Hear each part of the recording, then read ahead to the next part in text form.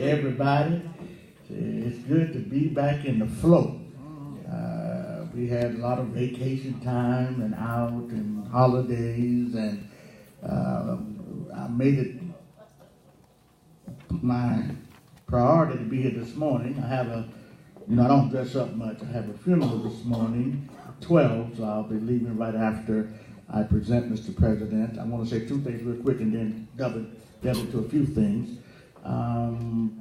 As a black male, I totally endorse the ratification of the Equal Rights Amendment. And I just want to state that for the record and hope that the state of Georgia will get on board and do what we should have already done. And that's based on a number of just simple things.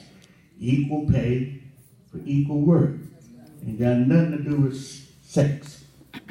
As long they did it to black folk for a long time, y'all. They did it to black folk, and we were considered chattel property.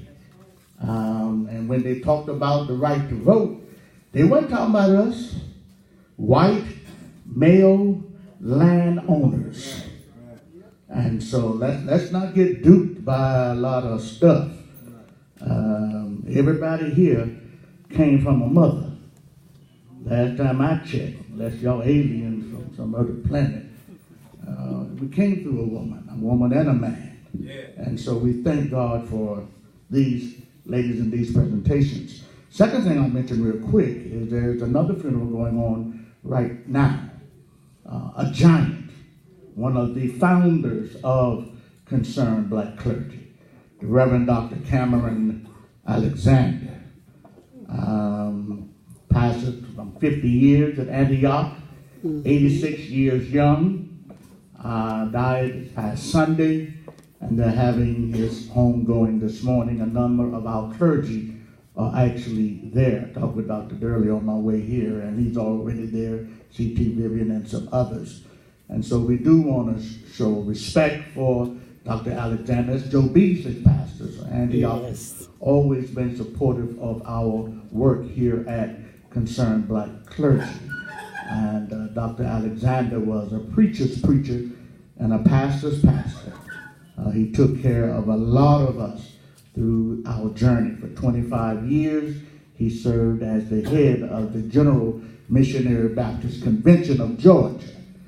That's a very powerful position, a very influential position, and he never lost sight of his commitment to Concerned Black Clergy, and I just want us to acknowledge that.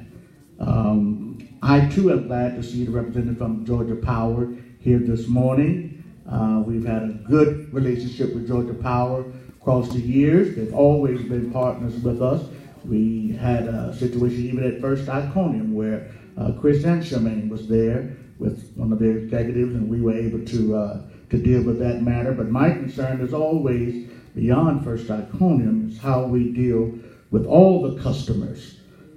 Because if there's one thing that churches find themselves having to do on a regular basis is help folk pay their utility bills. I don't care how many programs utility companies come up with. Every Sunday, I had 2 yesterday.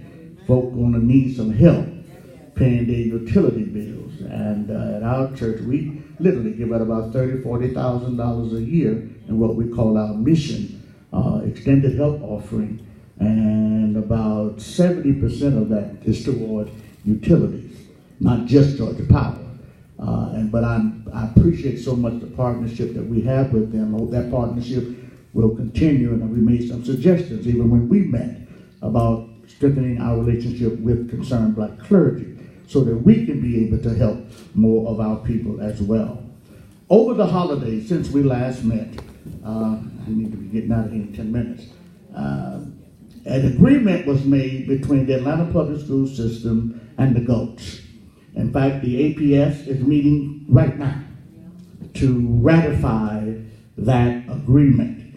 You may recall that there was some contention between the APS and the tax allocated district, the TAD, with the GOATs, which means that the developers would not be paying taxes that would benefit the students in APS. They have negotiated with the city. They have come up with with an agreement. I still don't agree with the goats, period. My main contention